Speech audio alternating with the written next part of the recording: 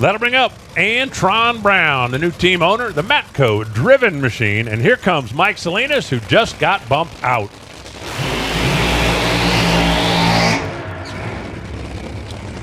Salinas, the Scrappers, out of California. A businessman from up in the San Jose area. Runs a whole lot of successful businesses, and this is kind of his golf game.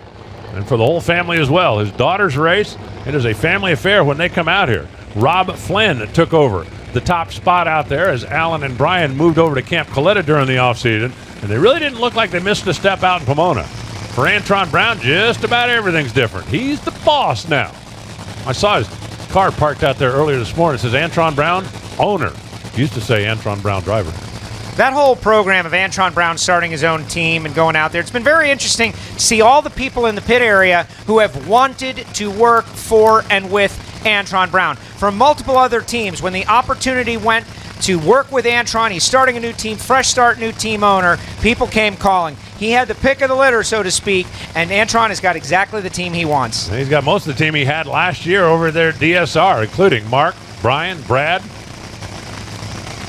You guys know Mark, Brian, Brad, right? Well, this is a whole lot more fun than last night. Antron goes kablooey at the finish line. Knocked the blower off of the Matco machine, but not before he went 373. A 371, 330 miles an hour for Mike Salinas. Give Mike Salinas top speed of the meet for the moment. 3.71 for Salinas. That is sixth best. Antron goes 3.735 and kablooey right in the finish line. Let's go down and hear once again from Jason Galvin. And I'm down here with Rob Flynn, the crew chief for the Scrappers team, and every car that gets bumped out seems to make a great run. Yeah, no, I mean, the conditions are there today. Obviously, all of us, or not all of us, but a few of us struggled yesterday, so that's a good run. Now we can try a little bit harder on Q3, and, tomorrow's going to be another day with, in the morning, it's going to be a little bit cold again. Supposed to warm up a little bit tomorrow. That's going to make it an interesting race day. Watch this again, far into the racetrack. Both drivers making a clean run, but keep your eyes on the white car, the Matco driven machine over on the right side of the racetrack. Didn't look like cylinder out, didn't look like anything as the chutes came out. That thing looked like it went. That might not have been a kablooey. That might have just been a pop down there at the finish line. There is no question that the blower is no longer mounted. Okay, let's take a look up close and personal. Here we go. How to ruin a camera. There. I think we lost the shot before it went kerpow. Yeah, that's not a kablooey. That's a kerpop. Well, there's a scale for these things.